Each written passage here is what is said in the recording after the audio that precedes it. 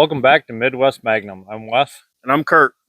And today we are doing a Ruger Blackhawk 357 Magnum. Our first revolver ever. Yeah. People have asked us why we don't do revolvers or why we haven't done revolvers. We don't have a lot of them. Don't have a reason why we didn't. And this is a little bit older, but they still make the Blackhawk. Yep. And it's still made a lot the same way. The 24/7 Wall Street said it is the second highest purchased revolver, only behind the Python, the Gold Python. I was surprised to hear that. Yep. So, all right, well, let's see how it does on our first revolver review at Midwest Magnum. Well, shit. I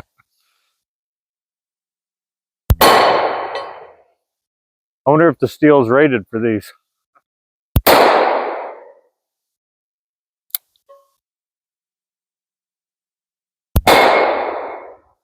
So not bad. I mean, I expected it to be a little worse, being 350 mag, because we always shoot 9mm. So, but it really wasn't bad. I gotta say the grip's a little small, so it could be a little bit bigger, just if you got bigger hands. Other than that, I kind of like it. It was fun.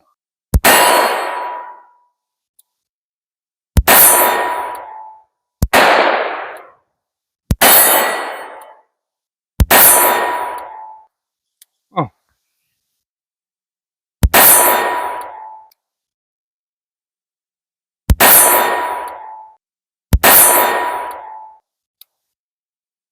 Wow.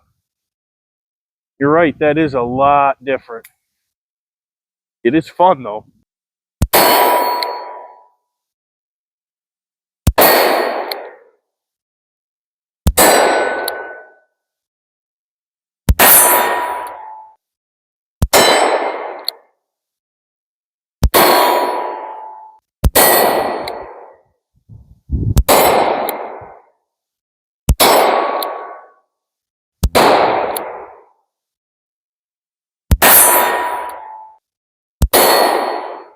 It is fun, actually.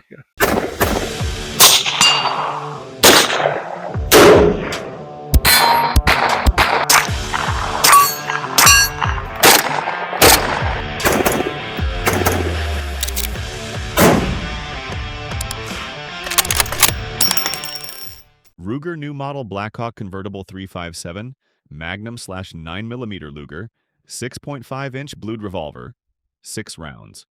Ruger new model Blackhawk convertible models come equipped with an extra cylinder and are popular with shooters who appreciate the classic single-action revolver, but opt for the versatility of being able to use more than one caliber in their handgun.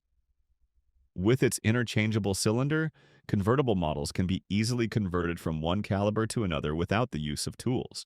This versatility allows avid shooters of auto-loading pistols to enjoy shooting a classic American single-action sidearm with their favorite pistol cartridge. Note, the version we shot did not have this option. The Blackhawk is a Western-style revolver that has a 6.5-inch barrel and an overall length of 10.3 inches. It is 5.3 inches in height and 1.72 inches wide. It weighs 45 ounces and holds 6 rounds. It does come with a convertible cylinder for 9mm rounds. No tools required to change. Well, that was a lot of fun. Yeah, it was actually. More than I expected. I understand now the revolver kick. I mean, we've shot revolvers before. This one was fun. Yeah. Real fun. Honestly, I don't think I've shot a revolver in years. The last one I shot was at Hammerless Ruger, and the trigger was like, I want to say like 52 pounds. Oh, I think, yeah, I did shoot that one. Okay. That was not a revolver I would purchase, but this one was a lot of fun. Yeah. A lot of fun. So single action. Yep. You gotta Single get used action, to that, especially when you're used to semi, but. And I agree with Wes, the handle or the grip, a little small. When you've got that semi-auto, when you've got that full base and you wrap your hands around, you're kind of like, where's my left hand go? Right. Like it's all over, but it'd be the perfect concealed carry gun. Yeah. What? Yeah, it would. No, this would be a good home self-defense gun. A real good one. Especially if Bigfoot breaks in. Yeah. He's screwed. Yeah. The only thing is the ammo is a little expensive to train with, but what's your life worth, right? Right. So, all right, what'd you think of the trigger? I didn't think it was bad, actually. So- I didn't even really yeah. notice. Once it was loaded, surprisingly, when you put it into single action, it was Yeah, I'd say it was probably 3.5, 4. yeah, it was not as hard as I thought it would be. It was a light trigger for a revolver, so it was pleasantly surprising. Yeah. Like that. Yep. So the sights were a little bit tough to work with. So we completely unloaded here. So, but as you can see, the sights, you have a real low profile on the back sight, a real high profile on the top sight.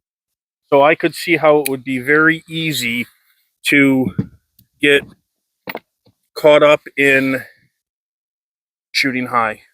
Yeah. Because, or even if for that matter, maybe shooting low. Actually, it would be shooting low. Because if you're trying to line up the back sight with the front, and that front is so significantly higher, to get them to line up, if you're not used to it, your gun's going to dip. Yeah. And I did notice I missed more than normal. Well, first time we've shot a revolver, and yeah, and the sights were a little different. Yeah, it's well, been at once least you 2 got years since we've used a Done that, revolver. So, but yeah, if you can get used to the sights, and you train with it, then again, it's the difference between stopping the threat high and stopping the threat low, even if you're not accustomed to it. So, but you hit them with this, it'll stop the threat. absolutely, I was pleasantly surprised on how fun that gun was to shoot, because anytime somebody says revolver to me, I'm like, because it seems like the only revolvers I've shot before are crap. This is the first one I really liked. So I can see why it's one of the top selling revolvers out there. They do make it in a 45 also, which with that small grip, I think 357 is the highest I'd want to go. All right. But anything else about the gun that you liked, you didn't like? I don't, again, not a big fan of revolvers because they're 6 shots. Right. There's no speed loading this revolver. No. No, I thought the trigger was good. Once I got used to the sights, not that the sights were good, but yeah, you figure out what you got to do to hit. You adjust as with any gun. Yeah, the grip could be a little bit bigger. I don't know if they have different grips for them now. Yeah. And obviously, there's newer models out. I believe. I doubt they're exactly the same.